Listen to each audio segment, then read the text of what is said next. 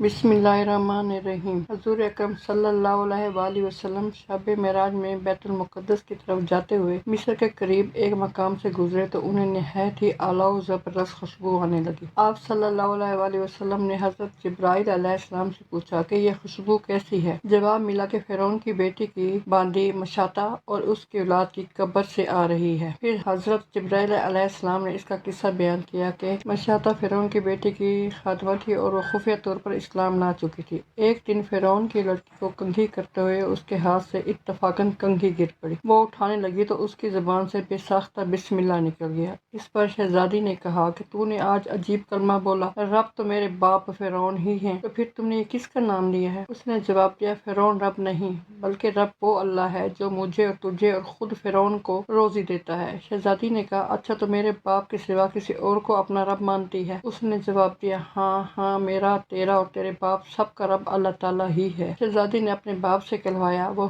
سخت غضبناک ہوا اور اسی وقت دربار بلوا بھیجا اور کہا، کیا تو میرے سوا کسی اور کو اپنا رب مانتی ہے؟ اس نے کہا کہ میرا اور تیرا رب اللہ تعالیٰ ہی ہے جو بلندیوں اور بزرگی والا ہے۔ فرعون نے اسی وقت حکم دیا کہ تانبے کی جو گائے بنی ہوئی ہے اس کو خوب تپایا جائے اور جب بالکل آگ جیسی ہو جائے تو اس کے بچوں کو ایک ایک کر کے اس میں ڈال دیا جائے، آخر میں خود اسے بھی اسی میں ڈال دیا جائے۔ چنانچہ وہ گرم کی گئی۔ جب آگ جیسی ہو گئی تو حکم دیا کہ اس کے بچوں کو ایک ایک کر کے اس میں ڈالنا شروع کرو۔ اس نے کہا، بادشاہ ایک درخواست میری منظور کر، وہ یہ کہ میری اور میرے ان بچوں کی ہڈیاں ایک ہی جگہ ڈال دینا۔ اس نے کہا، اچھا، تیرے کچھ حقوق ہمارے ذمہ ہیں اسی لیے یہ منظور ہے۔ اس کی دونوں بچیاں اس کی آنکھوں کے سامنے اس میں ڈال دیے گئے اور وہ فوراً جل کر راکھ ہو گئے۔ پھر سب سے چھوٹے کی باری آئی جو ماں کی چھاتی سے لگا ہوا دودھ پی رہا تھا۔ فرعون کے سپاہیوں نے اسے گھسیٹا تو اس نیک بندی کی آنکھوں تلے اندھیرا چھا گیا۔ اللہ تعالیٰ نے اس بچے کو اسی وقت زبان دے دی اور اس نے بآواز سے بلند کہا، اماں جان، افسوس نہ کر، اماں جان، ذرا بھی پس و پیش نہ کرو،